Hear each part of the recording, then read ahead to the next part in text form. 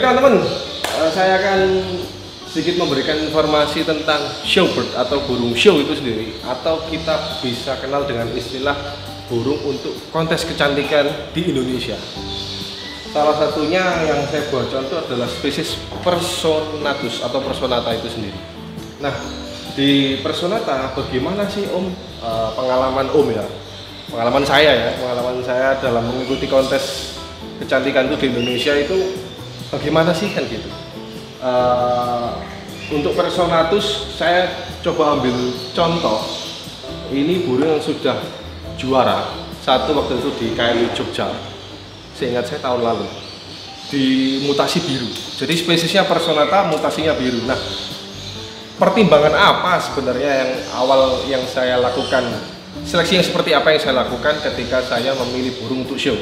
Nah, yang pertama adalah untuk Personata, sebisa mungkin teman-teman cari dengan kepala yang hitam, wajib hitam, tergantung mutasinya sih. Tapi kalau eumelanin mutation seperti pastel itu susah untuk mendapatkan perso yang warnanya sangat hitam. Berbeda halnya dengan mutasi biru. Kita ngomong yang paling simpel aja adalah biru dan green. Nah, untuk contohnya ini adalah burung juara satu di KLI Jogja waktu itu. Ya saya sedikit review. Warna kepalanya tadi wajib hitam ya. Itu yang pertama. Yang kedua, usahakan burung, kita mencari burung atau pemilihan materi untuk showbird itu sendiri, garis-garis batas antara satu warna dengan warna lainnya harus jelas, tidak boleh bergerigi. Nah, salah satu contohnya ini. Nah, burung ini menurut saya waktu itu, burung ini garis-garisnya jelas, tidak bergerigi, sehingga saya yakin untuk membawa dia ke dalam suatu kontes kecantikan, atau bisa kita kenal dengan event beauty contest di Indonesia.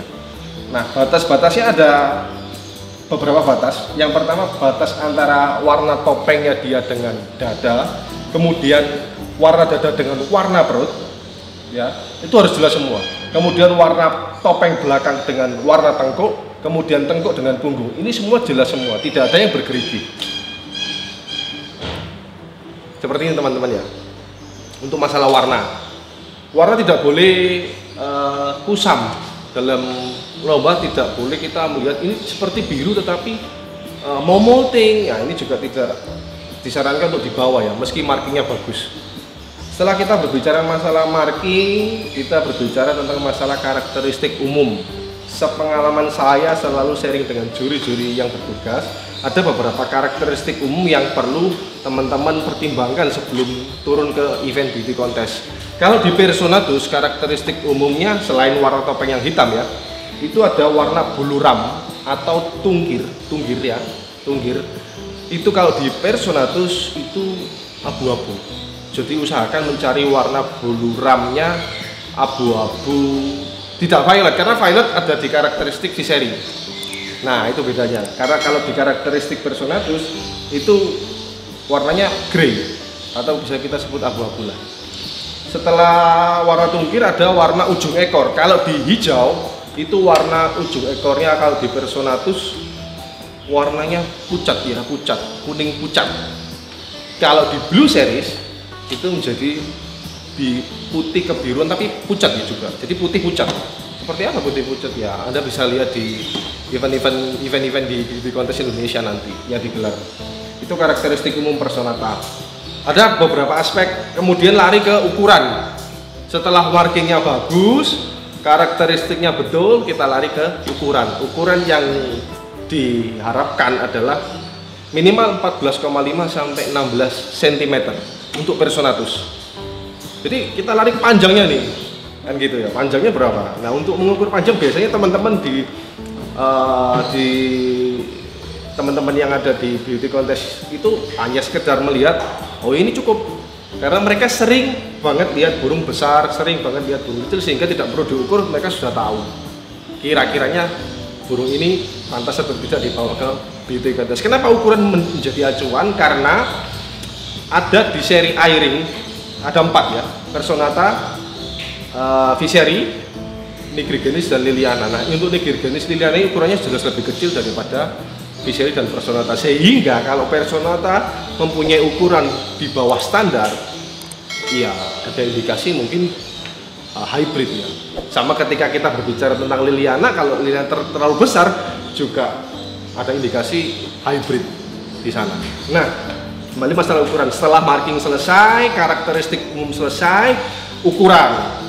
Nah, ini sebenarnya tips dari saya untuk teman-teman semua memilih materi beauty contest. Setelah lari ke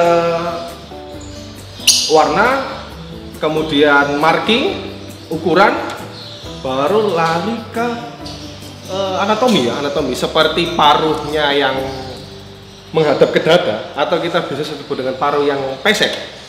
Nah, dalam tanda kutip adalah paruh yang menghadap ke dada, ujungnya ini menghadap ke dada. Ini pemilihan materi yang menurut saya sangat-sangat diperhitungkan juga, gitu.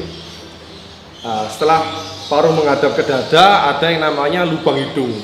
Di sini yang namanya ciri. Ini ada biasanya semua di seri eye-ring, ada mempunyai ciri di sini. Cirinya ini tidak boleh yang namanya lepas atau cacat, baret. Itu juga perlu pertimbangan khusus. Burung Anda bagus, burung Anda besar, tetapi mempunyai cacat fisik di salah satu bagian fisik burungnya yang akan Anda bawa, otomatis berpotensi untuk tidak juara.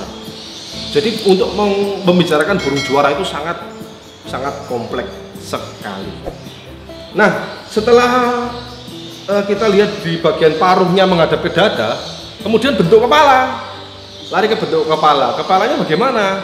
Kepala yang diminta oleh suatu event organizer ya, di seluruh dunia maupun di Indonesia maupun di luar negeri, adalah kepalanya bulat, tidak bidang. Nah, apakah kepala bidang ini boleh untuk dibawa lomba? Boleh, tapi untuk berharap untuk nilai yang maksimal di bagian kepala, menurut saya perlu pertimbangan. Itu teman-teman ya, kepalanya bulat ya, hingga ke bagian tengkuk. Jadi bulatnya bulat koin kalau kita bicara masalah bulatnya kepala. Nah, setelah kepala lari ke bagian dada. Usahakan memilih burung atau materi itu dalam keadaan sikap itu sigap, sehingga dadanya bisa kelihatan. Tidak boleh berongga juga di bagian sini. Kita tadi membahas masalah marking, tidak boleh berongga juga. Dada harus terisi penuh. Tidak boleh kelihatan seperti burung yang kurang makan. Ini penuh sekali. Kemudian lari ke bagian kaki. Nah, untuk beberapa mutasi tertentu seperti biru, itu bagian kukunya tetap hitam. Karena sifat mutasinya adalah PPR, bukan CPR. CPR itu clear precipitation reduction, jadi hilang seperti Ino green, Ino blue atau albino, dan Ino turquoise atau cremino itu sendiri. Jadi untuk mutasi-mutasi PPR masih hitam harusnya. Nah, ada istilah namanya kuku piano. Kuku piano seperti apa, Om? Kuku piano menurut saya ada hitam, ada yang abu-abu, kemudian ada yang putih. Nah, ini kayak kuku piano dalam satu burung ya, piano. Itu namanya istilah kuku piano. Usahakan cari kuku yang sama. Nah, Om, saya tidak menemukan warna kuku yang hitam. Atau bisa kita ambil estimasi terendahnya atau estimasi pertimbangannya cuman begini aja. Kukunya lebih gelap daripada kaki gitu aja. Nah, itu untuk masalah Personatus ya. Nah, ini ya kita review sedikit. Ini burung habis produksi. Jadi burung ini habis produksi sehingga bulu-bulunya tidak kondisi. Nah, tidak kondisi, banyak bulu jarum di sana. Nah, banyak bulu jarum di sana. Teman-teman bisa lihat. Tapi markingnya teman-teman mungkin bisa lihat ya. Bagian kepalanya seperti ini. Bagian punggungnya seperti ini. Tidak boleh ada yang namanya garis di bagian punggung belakang seperti ini. Karena sepengalaman saya bisa juara, lihat kompetitornya dulu. Dan selalu saya selesai sesi lomba, selalu saya berdiskusi dengan juri. Karena tujuan saya lomba untuk mengedukasi diri saya sendiri, supaya apa? Saya bisa melakukan seleksi breeding nantinya itu dengan baik dan benar juga. Nah, itu teman-teman ya. Ini Personata biru yang kebetulan saya ambil sampel yang sudah juara saja. Kalau yang belum juara, ya kita harus sering-sering main lah ke event beauty contest untuk mengukur kualitas burung kita seberapa jauh. Karena mengukur suatu burung itu di suatu lomba, maka seleksi kita juga akan semakin baik dan benar ke depannya. sering lomba, apalagi sering mendapatkan trofi seperti pengalaman teman-teman di Indonesia yang sering mendapatkan trofi. Nah, itu pasti mereka punya pertimbangan khusus untuk menyeleksi burung-burungnya. Nah, ini showbird atau burung show. Nah, di dalam mengembangkan burung show tentu kita seperti yang sudah saya bahas di sosial media ataupun bertukar pikiran dengan teman-teman, ada yang namanya burung murni hijau. Ini burung murni hijau. Burung murni hijau. Apa korelasinya dengan burung mutasi? Pasti teman-teman kan tanya, wah apa gunanya pure green itu sendiri? Nah, ini yang disebut dengan murni hijau. Murni hijau adalah burung yang secara genetik itu tidak terkontaminasi oleh split apapun. Ya, dia lahir dari burung wild type. Nah, untuk memilih peternak siapa yang memelihara burung wild type, tentu kita dapat rekomendasi dari peternak luar yang memang sudah senior di bidangnya. Kalau di Personata, saya memilih Harry Benz. Harry Benz adalah penguji, kemudian penyusun juga, tim redaksi juga kalau nggak salah ya, di majalah BVI. Jadi Harry Benz saya berkonsultasi dengan Harry Benz. Jadi burung pure green ini berbeda sekali dengan burung show. Otomatis karena mereka dilahirkan dari wild type itu sendiri, sehingga ya masih ada beberapa bagian yang tidak secara visual ya. Secara visual tuh menurut kita jelek. Visual saja. Tapi sejatinya kita beli tentang genetik. Sama ketika kita membeli tentang burung split, yang kita beli adalah genetiknya. Otomatis kita menanam kepercayaan yang tinggi. Nah, burung-burung murni hijau kita adopsi, kita pelihara di Indonesia tujuannya untuk memperbaiki suatu mutasi. Karena burung murni hijau yang benar, yang dari wild type-nya itu besar banget teman-teman. Nih, besar banget ini. Ini besar banget. Tapi apakah burung wild type ini bisa untuk show? Ya kita lihat dulu. Kita uji coba dulu, tapi burung saya tidak bisa untuk show karena saya tahu titik lemahnya di mana, sehingga pertimbangan saya untuk membawa burung murni hijau ini ke show tidak mungkin karena di bagian tengkuknya dia masih ada blur di sana, seharusnya dia garis, tapi ini ngeblur. Yang diminta standarnya adalah kepala terisi penuh dan tidak ada gerigi di sana atau garis-garis halus sehingga markingnya tidak jelas. Kalau ukurannya sih boleh. Nah, ini burung hijau. Rencana ke depan dengan burung-burung murni hijau di Pulangan Aviario sendiri adalah untuk memperbaiki spesimen di burung mutasi kita. Ya, untuk memperbaiki spesimen di burung mutasi kita.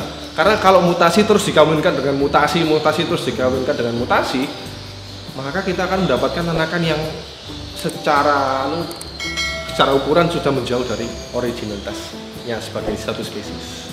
Penjelasan tentang burung showbird dan burung murni hijau ini khusus untuk teman-teman atau subscriber atau yang baru nonton ya. Ini ada channel yang sangat baik untuk perbincangan kita di sosial media agar terjadi multitafsir, yaitu umbru para viewers Republik Burung ya. Bangun terus channel ini dengan cara subscribe, like, komen, kemudian bagikan. Nah, karena di Republik Burung ini Anda akan mendapatkan informasi aktual yang tidak multitafsir dari setiap peternak yang ada di Indonesia.